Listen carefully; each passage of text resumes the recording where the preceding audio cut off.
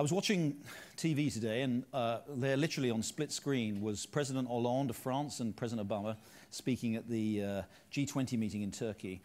President Hollande was incredibly forceful. He said he declared war. He said France was at war. He's declared this an act of war. He called for changes to the French constitution to enable the French to take really aggressive, robust action to prosecute this war. The French warplanes have been in action over the weekend. He's called for a completely different approach to how we deal with this problem of radical Islam.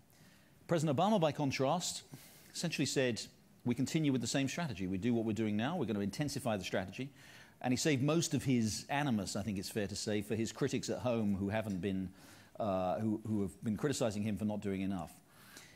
On this issue of whether or not what happened in France on Friday requires a fundamental change and a fundamental strategic revision of what we're doing, or whether or not we can just continue to do what we do, where do you stand? Well, it actually doesn't require a fundamental change, and it required it before the attack on Friday. In fact, it's required it for the better part of a year and a half, if not 2 years.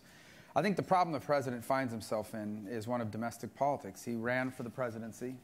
Very clearly, as part of his mandate, he felt was to extract the United States from further entanglement in the Middle East. He wanted the end of his presidency to be, I got us out of Afghanistan, I got us out of Iraq, and I did not re-entangle us in some other engagement abroad. But of course, global affairs and history doesn't stop. And the truth is that as this issue's gotten worse and worse, it will take a more robust U.S. engagement in order to begin to turn the corner on this conflict.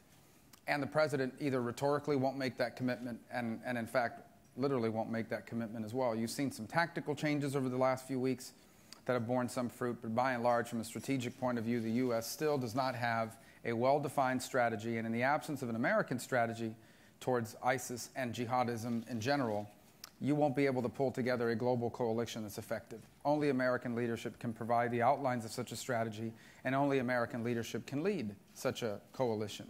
So I think, quite frankly, the president is constrained by not only his ideology on this issue, but also by the domestic political considerations of not wanting to re-entangle us in yet another conflict.